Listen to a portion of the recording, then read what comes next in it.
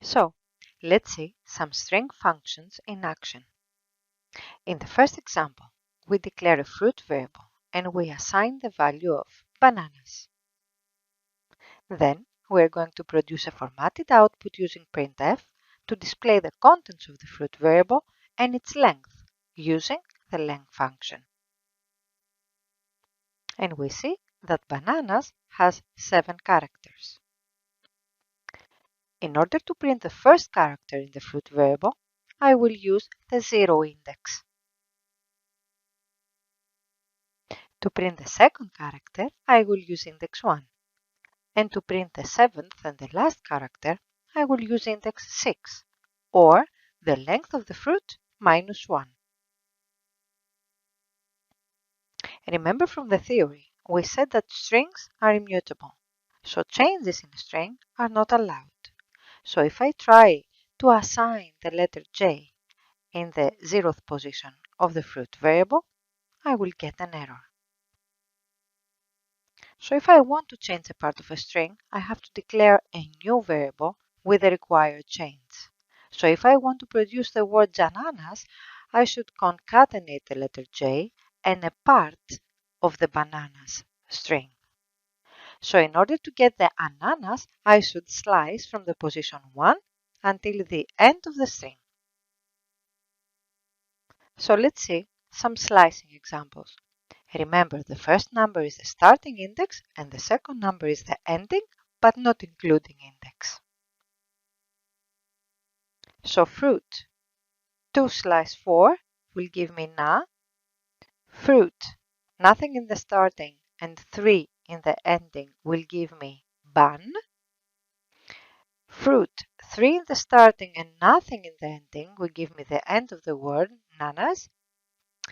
Here that I'm asking the fruit from the third until the third, if you remember, if the first index is greater or equal to the second index, the result is an empty string. And in the last example, that both starting and ending parts are missing, the whole word is returned. String traversal. I can iterate over each character in a string using either a for or a while loop. In this example, for each character in the fruit, I will print the character. And here one character appears after the other in a new line. The default character for a print command at the end is an enter or a new line character. If I want, I can change the end of line character and I can ask Python to display a space. So in that case, my word appears one letter after the other. Or if I want my ending character to be a dash, I will see my bananas separated with dashes. To iterate over a string using a while loop, things are a bit more complicated because I have to declare the iteration variable. In this case, I named my iteration variable position. I initialized it to 0 and I will have to increment it after each and every iteration.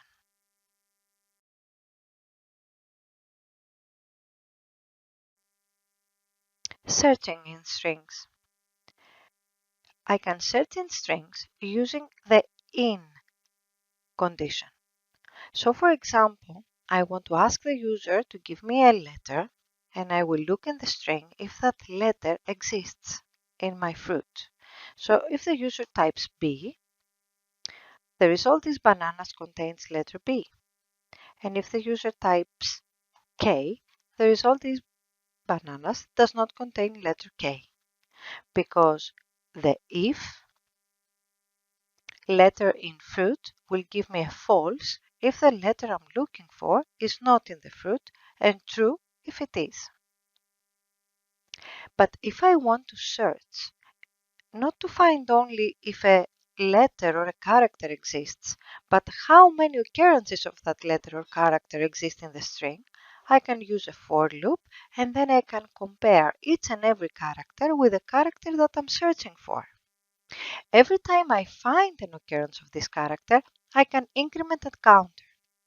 At the end of the loop, if my counter is greater than 0, it means that the word contains the character I was looking for, and the count variable will contain how many times this letter was located.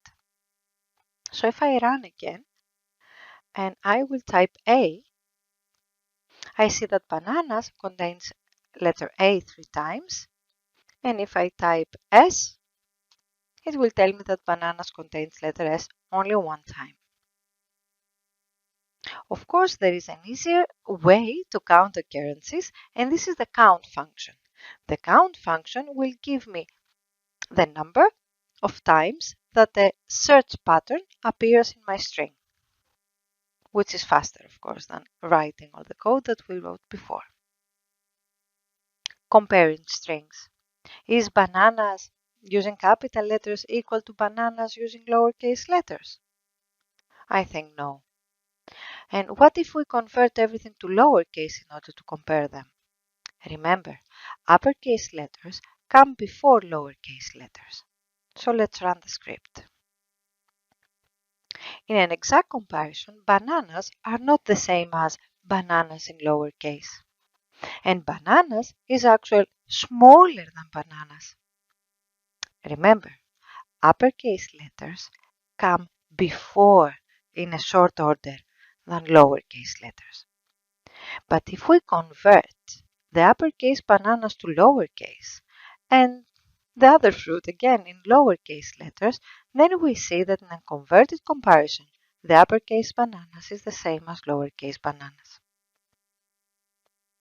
Some more string functions. Now we will see the strip, the upper, the lower, and the title.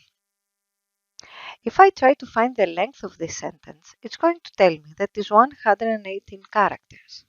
Remember, the white space characters that appear in the beginning and at the end of this sentence also are counted when I find the length.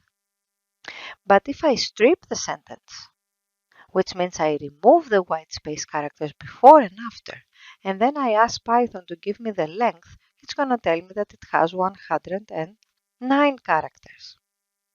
If I convert the sentence to uppercase letters, I will get something like that, to lowercase letters, and to title. Remember, title is going to convert every first letter of every word to uppercase. Some more string functions. Starts with, find, and is digit. Does this sentence start with the word strings? If I execute this code, I will get false. But if I convert my sentence to lowercase letters and I ask Python if it starts with strings, it will tell me true. Then I will ask Python to find the position of the first occurrence of the in string. And then it tells me that it is in the third index, 0, 1, 2, 3. Now, if I assign in the variable x the value 100 and a space, and I ask Python if it is digit, it's going to tell me false. But if I strip the variable x before I ask if it is a digit, I can chain functions, and then the second function is applied on the result of the first function. So if x is stripped and I ask that if it is digit, Python will tell me true. Split. I can use split to separate a string into parts. The result will be a list of all parts. The string will be split on every instance of the delimiter requested.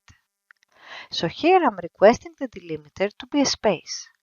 So the result is going to be a list of all the words inside that string. If I change the delimiter and I change my string a little bit, I can ask Python to split this string into a list of words by using the semicolon as a delimiter. And the result is exactly the same. And let me print my words, and these are my words. In this example, we will join all items in the word list back into a new string called altogether, using the space as a delimiter or separator. The delimiter can be anything. Replace will replace all instances of the first string in the parenthesis with the one in the second parenthesis. So in this example, I will replace all A's with E's and all P's with double P's. So if I run the example, my fruit will be pebble.